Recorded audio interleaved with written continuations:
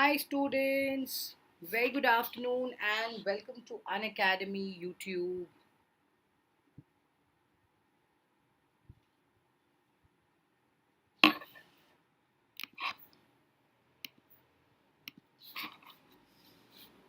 I hope everybody is doing good, great, and in safe health.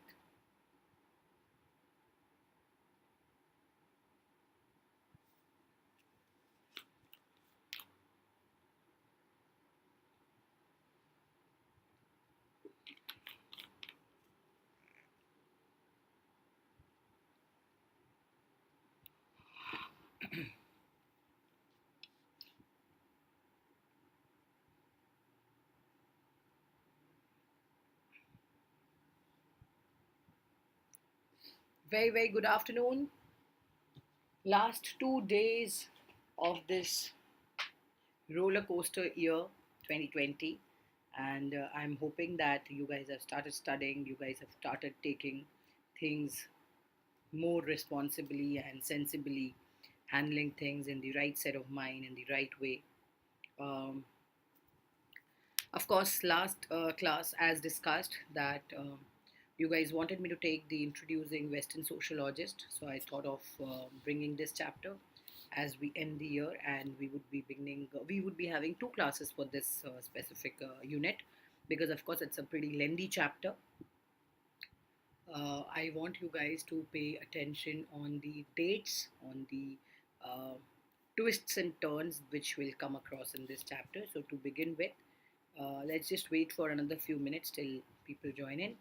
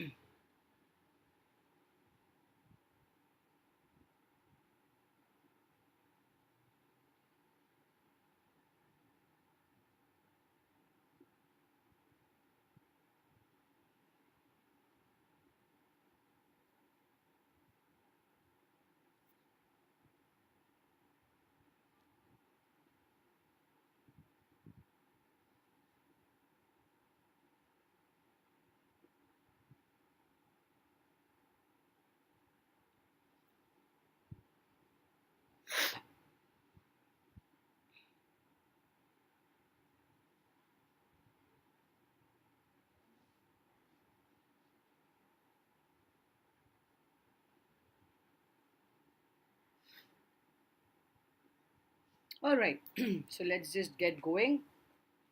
As in, when people join in, I'll help them understand what we have covered. Okay, Introducing Western Sociologist, that is the chapter number 4 of our class 11th textbook. Very quickly, let me brief you with the Unacademy Plus subscription features. As you all know, that there are daily practice sections. Okay, we would be taking you through the important tips and tricks. I would be helping you with, we would be helping you with the weekly mock test series. You will have an exhaustive coverage of the syllabus. You can ask doubts. You can every single class you will have a proper mentorship and guidance from the educators on board.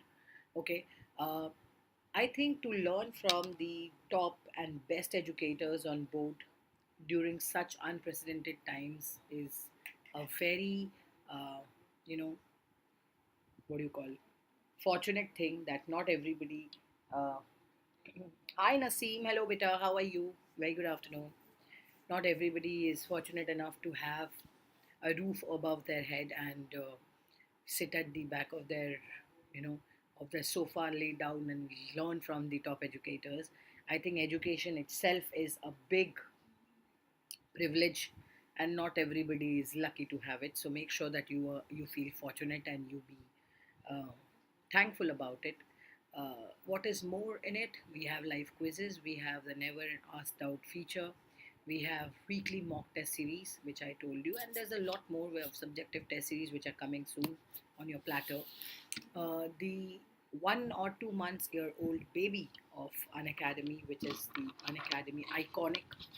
You all have heard about it that most of the students find it difficult to participate in a group study. So the Unacademy's iconic subscription redefines the mentorship and ensures the hands-on learning, because we believe that it's better to have a 360-degree support system which gives you all the assistance which you require, which you don't get it in a classroom with 10 or 15 or maybe 20, 50 more people. So this is one platform, and specifically one subscription platter which makes it easy for the students and the parents to connect and know about it. Okay. Hi Soumya, very good afternoon beta, welcome. So all the benefits of plus will be there in this. You will be also able to handle all the games. You will be having all the uh, events which will come up on the plus learning app. Every single thing you will have it. You will have all the benefits, but you will have a single hand to hand experience with a personal connect. Okay. There are a few batches which have started already on the 21st of December, which are ending on the March of 5th. 3 months course period batch. Basically, these are the prime batches. The one which I'm showing you on screen is for commerce, that's final examinations for class 11. um, yes, business studies, mathematics, English, accountancy, economics, every single thing is there, and Monday to Friday are the batch timings. So if you haven't enrolled or if you're not aware of the same yet, go ahead and check it out. uh, Kirish Agrawal sir, Vishal sir, Anita ma'am, Jaydeep sir, Nikita ma'am, all these, Nitika ma'am, all of them are a part of this. We also have, along with science, we also have the batch of doubt solving batches for board examinations. Okay, and sorry I missed one. We also have a batch for science, which also has these educators for your CBSE science examinations: Anita ma'am, Vishal sir, Pranjay sir, Vikas sir, Vivek sir. These people are also going to take your physics, chemistry, bio, maths, and English. Go ahead and check this out. Now, we are starting with the doubt clearing batches, which we have already commenced on the 21st for physics, mathematics, chemistry, biology. Okay, along with these educators, with Indrajit sir, Umesh sir, Rahul Dudi sir, or Prakshi ma'am. All of them are amazing educators, and they have started it. Hi, the Sam's blog. Hello, how are you? Good afternoon. Okay, go ahead and check them out. The upcoming events, which is Ascent, this is going to happen again and again. So this is basically from class 6 to 12th. You will have opportunity of winning a scholarship up to 5 lakh rupees every month. Do not miss this chance, and do not miss the opportunity of winning the same, because here you will have a lot of options and opportunities of standing a chance to win this amount. Okay, so this is one thing. Moving to the next one, guys, I feel you need to know that Urmi Live is my referral code for any subscription plan. Ma'am, please start second book also. Yes, yes, yes, of course, of course. Beta, we are already doing the, if you know that this is basically the Indian Western Sociologist chapter which we are doing now.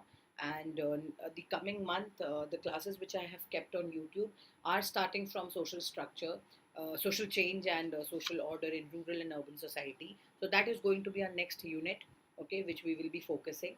Okay, so I'm hoping that you guys find it easy and you guys learn about it. So today, once we are done with this chapter, we would be starting with the second book very, very soon, beta. Okay, all right, yeah. So, so yeah, Sam, don't worry, beta. We would be doing that, and I'm aware. Any specific chapter you won't want me guys to take, please let me know, and I will make sure that I take that. Okay. This is another thing. Moving ahead would be the next part that I told you. Urmi Live is my feature. You can use it for 11th plus subscription. You can use it for the referral code can be used for class 11th iconic subscription. Please remember, Subscription plans are going to change. If you have not taken the subscription yet, go ahead, check out the plans and go for it, because the amounts are going to differ. 2021, you never know whether it's going to come down or go up. Better to be safe than sorry. Maybe even an amount of 500 can make a difference. So, right from 6 months to 12 months to 15 months to 18 months and 24 months, go and take the subscriptions.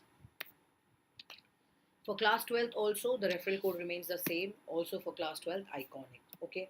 Now, some amazing stuff which is happening starting from the 9th of Jan. Pen It Down, which is the subjective test series. Okay, if you have not seen or not known about it, the Unacademy learning app will show you. This is basically for class 11 and 12 both. Okay, so accountancy, business studies, economics, history, political science, and geography. You are going to have all these subjects as your Pen It Down test series, where you will prepare. These are subjective. Uh, Make sure that you enroll for the same and be up to date on the same. You will also be having it for these subjects along with science series, which will have physics, chemistry, maths, and biology. So make sure you go ahead, check it out, check the learning app, and you will get all the details which are in regards to the same. Okay. Now, let's just begin. My name is Professor Urmi. I hope you all know me by now, and there's a little about what I've done, what I do. I'm your plus educator for class CBSE 11th, 12th, sociology, psychology, and entrepreneurship. And thank you for watching the video. If you like it, if you have any more subjects or topics which you would want me to take, put across on the comment section and we will take it from there. Now, to begin with, sociology is basically called as the age of revolution. Now, there's a difference between revolution and evolution. Sometimes the transformation which takes a lot of time, okay, is evolution. Something which changes quickly is basically revolution. Now, I have already given the major difference between definition of revolution and evolution again and again. Why it is important for you to know what exactly revolution is, because there was a question even in class 12th where they have asked that what exactly is the meaning of revolution. Okay, so it's important for you to understand that it is a sharp change which is made by something. Okay, it's a Latin word, it comes from a Latin word, and it's kind of uh, the quick turn. For example, the industrial revolution which came into a picture, that was a revolution. Okay, whereas evolution is very slow in process, it takes a lot of time, maybe generations, and it goes slowly and smoothly. Okay, uh, yes, after the um, 19th century of the Western Europe, which formed, okay, and after the revolutionary changes which preceded with 3 centuries, there came the time where we call as the era of Enlightenment. This was basically nothing but the time when French Revolution, Industrial Revolution, and or what we call as the Scientific Revolution came into picture. These were the times and these were the processes which completely transformed not just the European society but also to the rest of the world as it came into contact with Europe. There were different changes, different segregation started happening from here. We saw a drastic change and impact on these in the society. But in this unit, we are going to learn about some sociological thinkers whom we know, okay, as the Western sociologist, as we say in this chapter, whom we know have been a part of a major change and impact which has laid the foundation of sociology as a subject. Okay, so what are the three? Who are the three people, and who are the three sociological thinkers? Karl Marx, Emily Durkheim, Max Weber. These three people have definitely changed the entire concept and meaning of what sociological thinkers are and how have they made up a difference in our lives. Of course, they have changed the foundation, they have grounded ideas, they have brought ideas. Why thinkers? Because there was a lot of philosophy added to it. And as you all know, sociology has already been a part of the other discipline subjects, psychology, economics, okay, anthropology. It has, every bit of history So, yes, as a part of the classical tradition of society or sociology, they have laid the foundation of the subject. Their ideas and insights have remained relevant even in the contemporary world. Period. Even today, we do discuss that what was the conflict change, what was the functionalist change, what was the theory of, you know, the Charles Darwin theory of survival of the fittest. We keep discussing these people, we keep discussing what they have grounded for us. Of course, these ideas have also been subjected to criticism. Most of the people have uh, voluntarily said that they don't agree with it. Criticism can be constructive as well as destructive. They have gone through both of them. They have undergone major modifications. But since ideas about society are themselves influenced by the social conditions. Now, why am I speaking about social conditions here? Because see, people who are around us, people who are hi Sanskar. So Sanskar, finally I'm taking sociology. You have come late. How are you?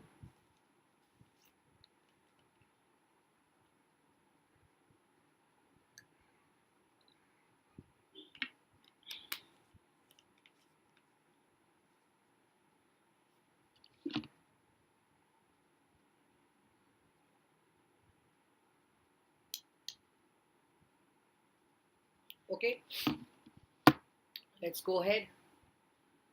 As a part, okay, of course, these ideas have been subjected to criticism. I told you, people have opinionated them. People have criticized them. People have raised questions on them.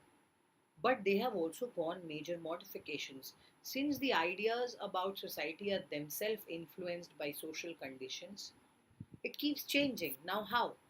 Because the context of sociology has come from the time where we have discussed about the entire, you know, era of Europe and the conditions of modernity that we take, the modernity that we take for granted. Even today, which are being brought about by three major processes. Okay, these were the enlightenment of the dawning of the age of the reason, the quest for political sovereignty, which is embodied in the French Revolution, and the system of mass manufacture, which is inaugurated by the Industrial Revolution. I think this, for every student in sociology, needs to understand. We have also studied this in the first chapter of the book one, where society and sociology have showed you that how it is not just about the the common sense. It is also about some intellectual consequences of these momentous change, which has brought a major impact and difference in our society. People have realized this, either for good or for bad. These changes are these changes have been happening. Enlightenment during the 17th and the 18th centuries. What was it? Western Europe basically saw an emergence of new ways of thinking. People started thinking very radically. Okay, which was also referred to the Enlightenment or the Age of Reason, what we call it. Okay, please remember, Enlightenment was also called as the Dawning Age of Reason. Here, it's mentioned. Okay, it was also being called as the Age of Reason. Okay, next. So what was that? The ability to think rationally and critically, which transformed the individual human being into both the producer and the user of knowledge.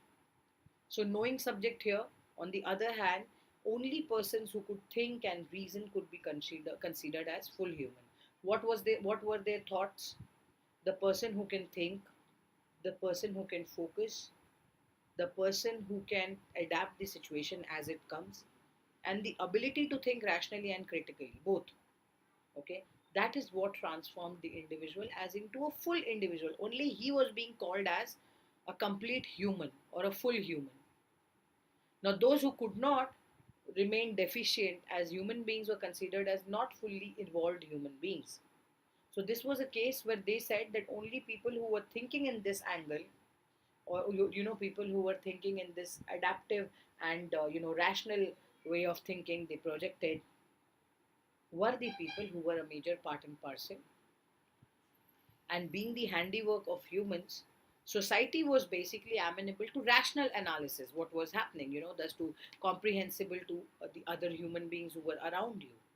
So the age of the reason, or what you call as the Enlightenment, was very well discussed in such a way that people who were fully being adaptive, people who were rational thinkers, were considered to be fully humans, others were not. This is a very important slide, very important subject topic, which can definitely come for the final examinations. Kindly mark in your books. Okay. Now, for this reason to become the defining feature of human world, now what was necessary to displace nature, religion, or probably the divine acts of gods? That you either ways have an understanding of what was the world, what it was happening, what was the taking place. But please remember, this also makes sure it made sure that it developed and turned the attitudes of the mind to a secular, scientific, and a more humanistic approach. It gave all the three projections: a secular, scientific, and humanistic approach. So the French Revolution basically announced the arrival of political sovereignty. Of course, nation state was a part. There were different people who viewed, who had different criticism on this level as well. The Declaration of Human Rights, which asserted the equality of its citizens, questioned the legitimacy of the privileges which was inherited by the birth. Okay, it signaled the emancipation of the individual from oppressive rules of religious feudal institution that dominated France before the revolution. These things kept happening. The peasants, who were basically the bonded laborers, who were being called and treated like that, they were being freed from their bonds. Free citizens happened. Okay, what was it? How was the right and institution be legalized? How was the right and institution being, uh, you know, uh, conceptualized? Basically, if I can say, the state had the respect of privacy, but understand that laws could not intrude upon the domestic life of the people. The state had all the rights and objections to do whatever they wanted, but the state laws could not intrude as in they could not come in between the people. There was no clash of the same. This was upon the domestic life of the people, guys. Very, very important. Please note this. Now, a separation was built between the people, the public realm of the state, and the private realm of the household.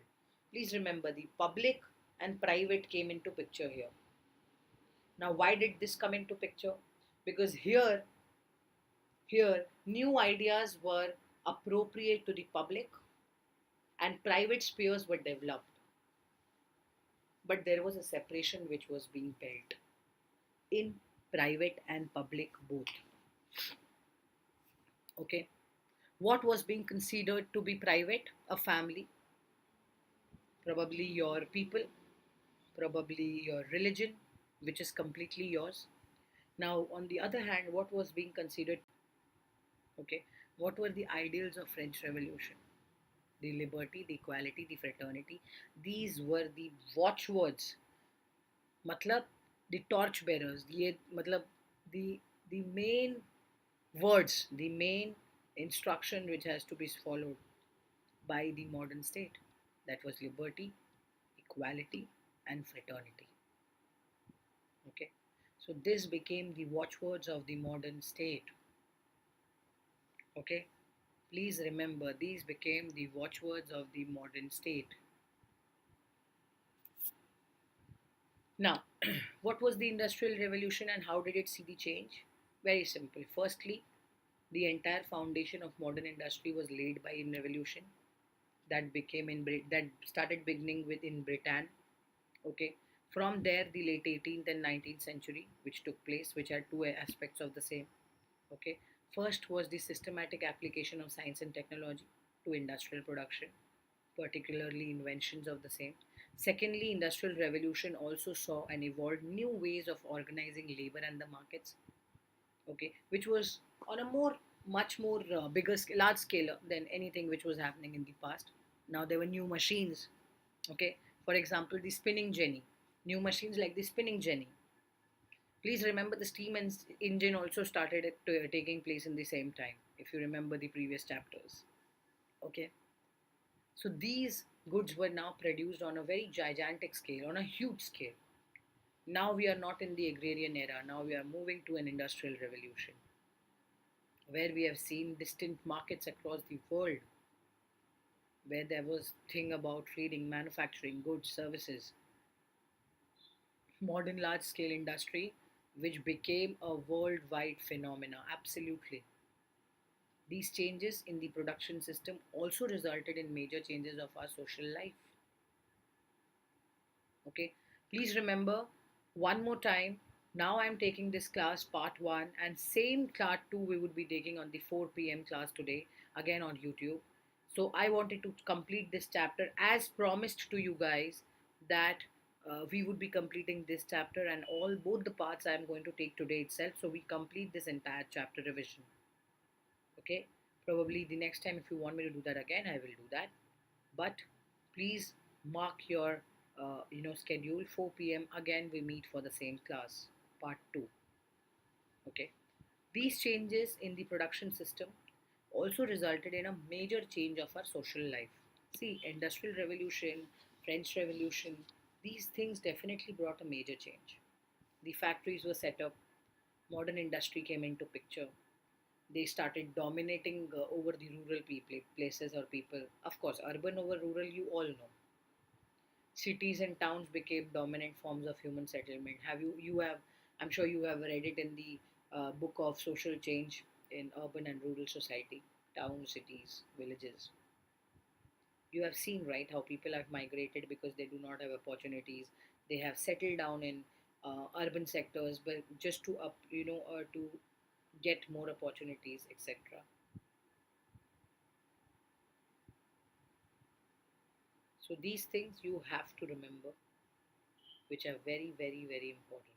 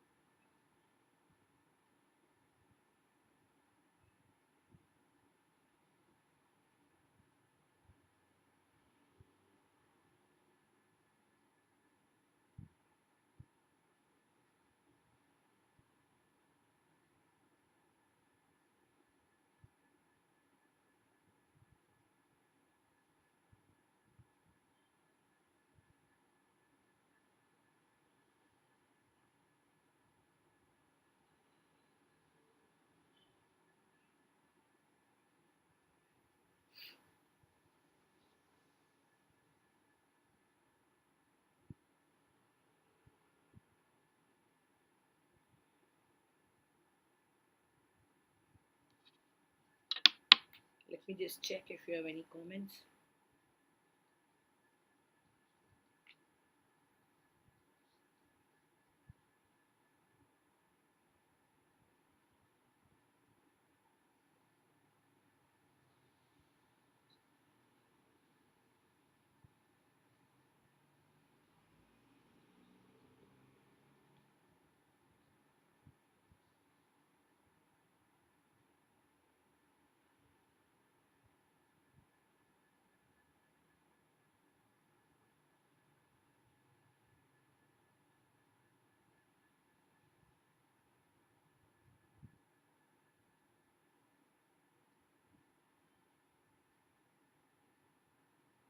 Okay, so moving ahead, as we discussed that the rich and the powerful usually were living in the cities, and working classes who lived in slums, okay, amidst the poverty or the scalar which they were facing, because there were few people who were traveling all the way and moving to urban cities for their own necessities and priorities. They were paying to their families, their kids were here in the in the villages.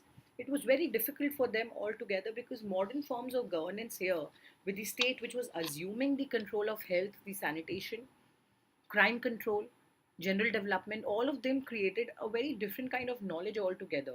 And hence, social sciences, particularly in sociology, this emerged partly as a response for this need.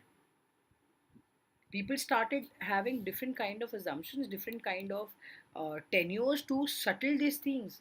And we have seen a drastic impact and change over the rural and the urban any which ways, guys, which, if you actually go through and in depth, if you read from the outset of sociological thoughts, okay, which was concerned by the scientific developments and analysis of the same, okay, which was basically prompted to argue that sociology was the science of the new industrial society. Sociology was the science of the new industrial society, guys. Okay, it was very much, a part of the empirical informed scientific decisions, discussions about the trends and the social behavior, which was advent to the modern industrial society. I keep telling this thing to you guys that you have to understand why was it more empirical.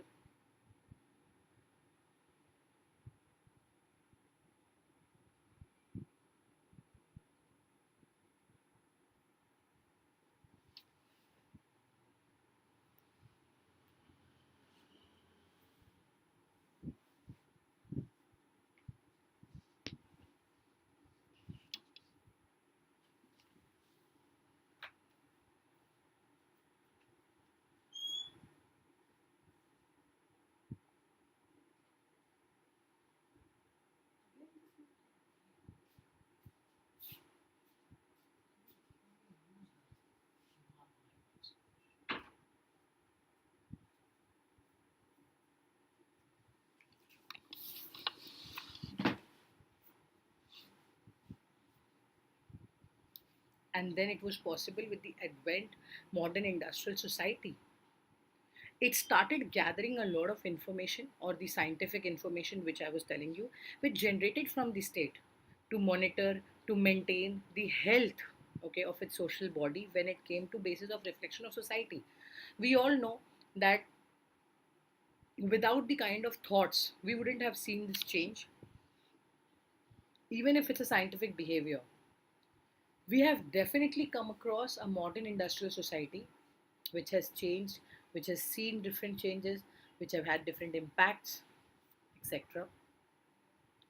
And of all these things, sociological theory was the result of this self reflection. Please remember, guys, sociological theory was the result of this self reflection. Karl Marx was from Germany, but he spent most of his intellectual, productive years in exile in Britain. Now, what basically happened is he argued, and for this reason, he was also he basically was led him to be exiled from Germany. Okay, because he had different. What do you mean by exiled? Okay, most of the students have these issues that they have some words which they don't know. What was the meaning of exile? That a person who himself is being expelled from this native country, okay, for political reasons. So because he had so much of things to say, the first thing of Karl Marx was he basically was from Germany, but most of this intellectual productive years was in exile in Britain, because he was asked to leave due to his political views, whatever he said, whatever he thought, the entire sociological thoughts. Okay. Now, though Max had studied philosophy, he was not a philosopher. Why I have marked it in yellow? Because you have to understand. Few people get confused that, oh, ma'am, why? Okay, so you got to understand. Marx has studied philosophy. He was not a philosopher. He was a social thinker who advocated an end to oppression and exploitation. He believed that scientific socialism would achieve this goal. So, what was the scientific socialism? He was thinking, he had different ideas. His main concept was what? He basically brought the most important part, which was capitalism, into picture. Human advancement came into picture. Okay. Karl Marx basically believed that it would give away to more socialism in the fact of human advancement. Okay, though Marx had studied philosophy, again and again I'm telling you, he was not a philosopher, he was a social thinker who advocated to the end of oppression and exploitation. Okay, he believed that scientific socialism would achieve this goal. Now, to end, he engaged in a critical analysis of the capitalist society to expose its weakness and bring about its downfall. Okay, he argued on many different things. It's there in even in the book. So what he gave you a capitalist society, which was marked by an ever intensifying process of alienation, which operated at several levels, which operated at different levels, guys.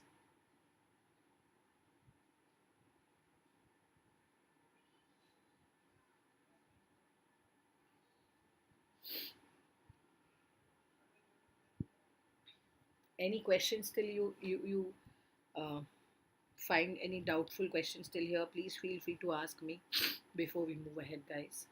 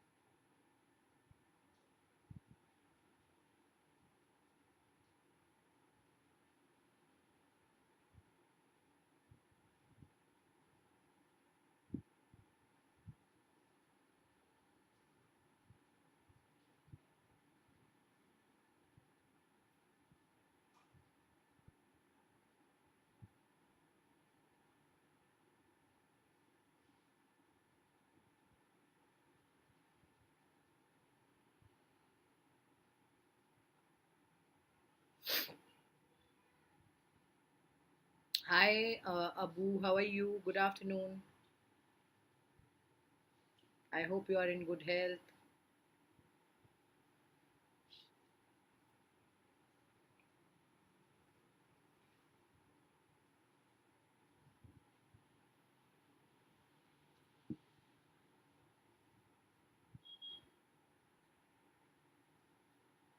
Okay, so the first one, which I continue telling you, was the modern capitalist society, in which the humans were more alienated from the nature, which happened more than before. Okay, so they had this feeling, they started being more alienated than before.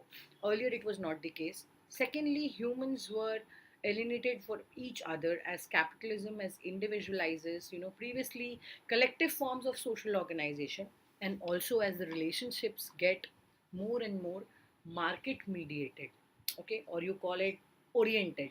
Okay, hi beta, hello. Okay, market oriented.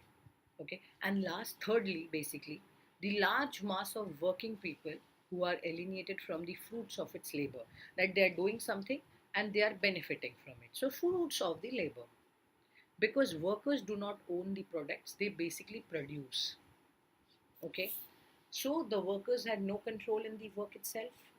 Unlike in the days when skilled craftsmen controlled their own labor, here they did not have anything that, okay, I have done it, so I will be the decision maker of how much to sell it, how much the capital should be, how much should I be keeping it for the economy, what should be my margin. They did not have any of these. They were being very well exploited. They were being exploited. So, firstly, as the combined result of all the three alienations, okay, Human beings are also alienated from themselves and struggle to make their lives meaningful. Of course, there was an economic system. They had to follow, a stratification here also, because a hierarchy was being seen, the dominance was being seen. So these were the facts which played a very important role for people to understand. And all these things of the exploitation or the poverty or the preconditions of, egalitarian future, which was being free from both exploitation and poverty. Please understand that even if we have got a lost, we have lost a lot. We have lost a lot. We have, achieved a lot.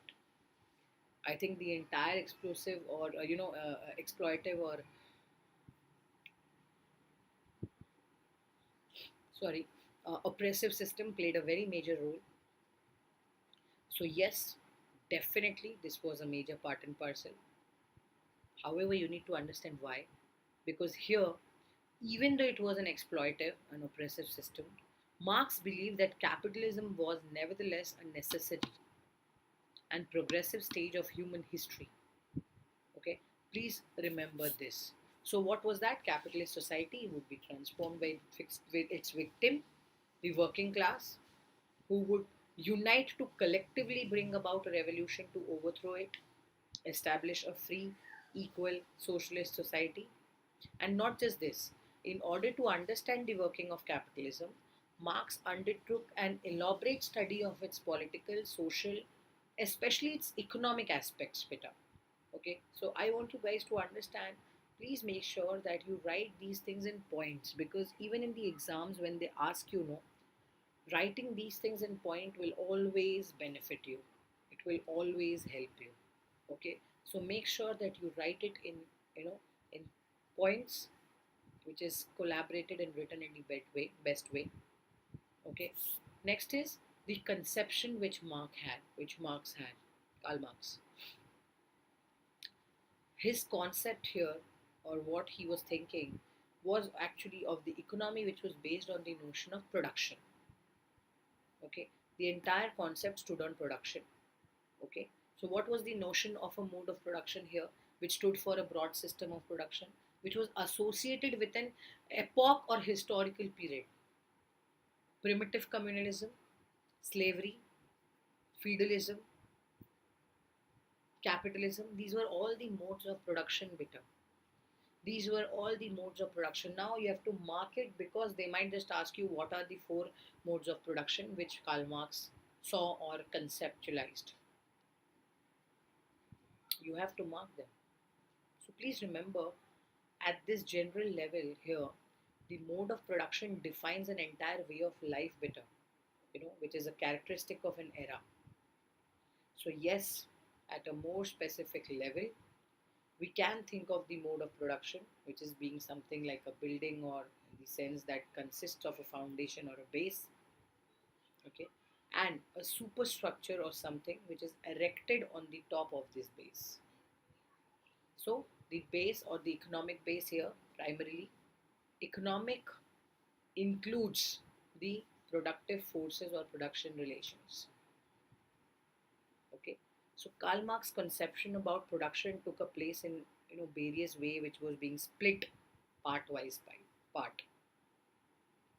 Okay, I hope things are clear to you. Any questions or doubts still here, please comment, put it on the comment section, guys.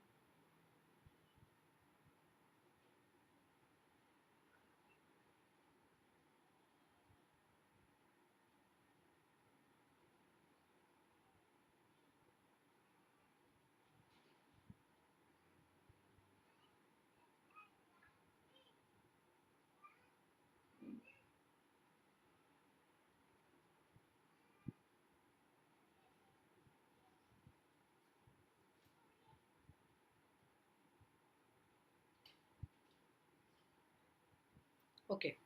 Now, when we move ahead with the property relations, okay, of productions of Karl Marx, when I just clearly told you that his ideology of capitalism production uh, was probably in the primarily economic ways of understanding the forces and relations which production had. So, what was productive forces, which was referring to factors of production, which was consisting of land, which had labor, which had technology, which had sources of energy, such as electricity, coal, petroleum, so on. Okay, these were the basic ideologies which production was based on. And his conception here that production relations refer to all the economic relationships and forms of labor of organization which are involved in production, guys. Okay, so this was one thing which played a very important role. And production relations are also property relations or the relationships which are based on the ownership or control of the means of production. Example, let's see an example which is easy here, that the mode of production was called as the primitive communalism. You know, the productive forces consisted mostly of nature, of course, forest, land, animals. Was it possible without them? Absolutely not, because these were the people. You know, if you even take the simple stone tool hunting and weapons, they were also in regards to the forest and the humans here, which played a major role. So, production relations were based on community property, and since individual private property did not exist and included tribal forms of hunting, gathering, which were very prevalent forms of labor organization, so this played an important role. The economic base thus consisted of productive forces and relations of production. Okay, on this base rested all the social, cultural, political institutions of a society.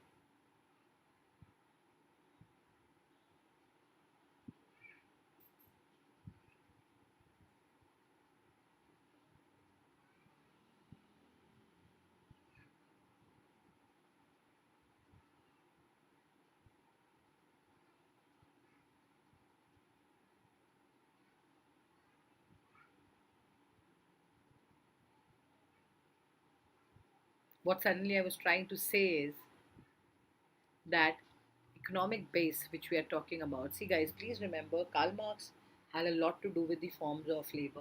He had a lot to do with production. He had a lot to do with goods, services, land, labor. He kept on telling that how things and situations changed, how the economic base changed, which created, productive forces or relations of production in different ways. This were the base rested on social, cultural, political institutions of the society. And thus, institutions like religion, art, law, literature, or different forms of beliefs and ideas were a part of superstructure, okay, which was built on the top of all the bases which we are discussing here. Now, Marx also argued to the people and his ideas and beliefs which originated from the economic system. So, what were the, what was his economic system belief here, which we are trying to discuss? That how human beings earned their livelihood, which were determined by how they thought. Material life, which shaped ideas, it did not shape the material life. That was one thing. This argument went against the dominant ways of thinking in Marx's time. Okay, so when it was common to argue that human beings were free to think whatever they wanted, and that ideas shaped the world. Of course, they were very well free to understand and think whatever they want. They wanted to project things. Marx placed great emphasis on the economic structures, the processes. Why? Because he believed that they would found and form the foundations of every social system throughout the human history, guys. So, if we understand how economy works and how it has been changing in the past, he also argued that we can learn how to change the society in future. But how can how can such change be brought about? What was Marx's answer here? Through class struggle. Class struggle was an important part here, which brought a major change, which brought into a picture Now, before I go ahead and close this, I will again take you back to where we started, and please let me tell you one more thing, that we would be doing another class for the same at 4 p.m., where I would be doing a part 2 of this class. Feel free, be there, and ask any questions if you have, because I am going to take you through the second part and finish this chapter by today. Okay, so any questions in this chapter, feel free and ask. Okay, till now we have only discussed Karl Marx. We have not even discussed Emily Durkheim. We haven't discussed Max Weber. Okay, we have learned about sociology, that how it is being called the age of revolution.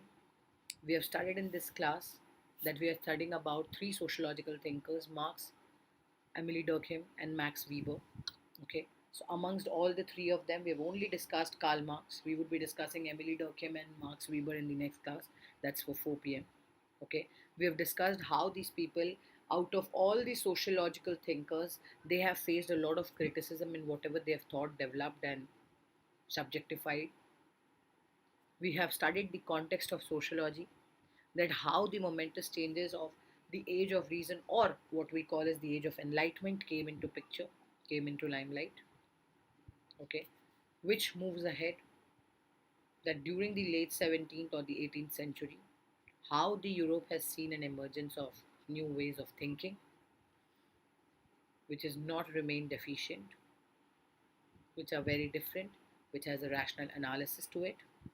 We moved ahead and studied the French Revolution coming into the major scene. We've discussed about the arrival of political sovereignty at the level of individuals as well as the nation states basically. We have studied how the peasants were ill treated and basically were a part and parcel of the what we call as the bonded laborers, okay, which tied the land estates owned with the different members of the aristocracy, which freed their own bonds. Okay, remember we have studied this, a separation which was being built between the public realm of the state and the private realm of the household. Okay, these were the concepts which we took care of. We studied about it.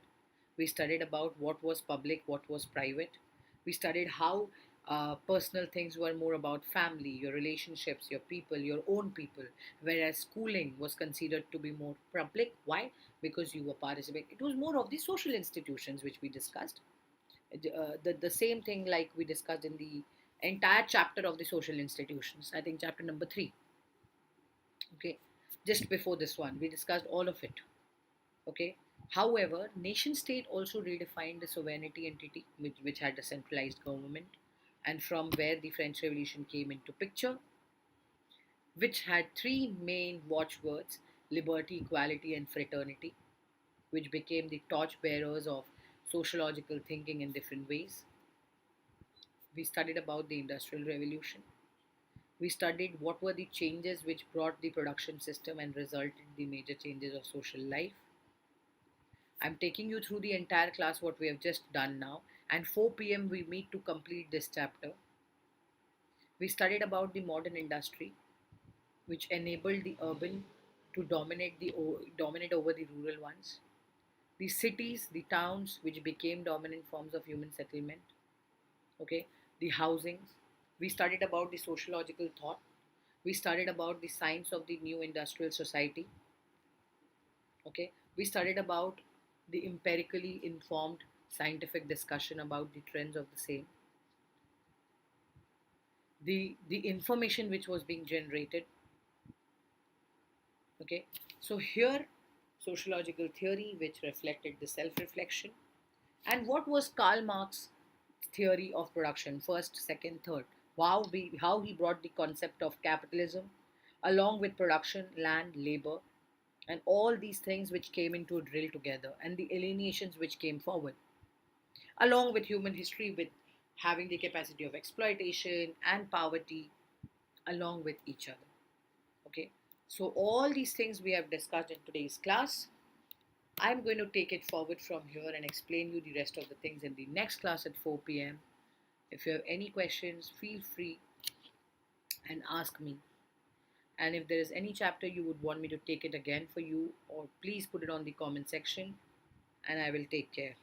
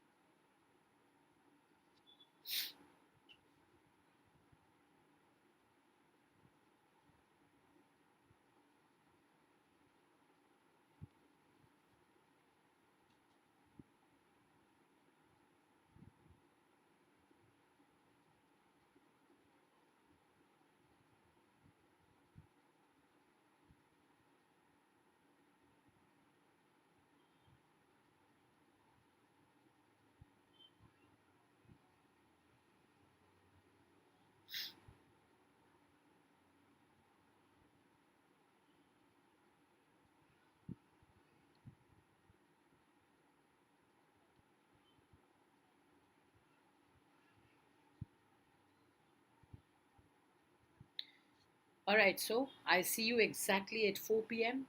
Stay safe, take care. Any questions, any doubts, open your book chapter, mark it. Make sure that you ask me at the 4 p.m. class. Alright, so take care. God bless.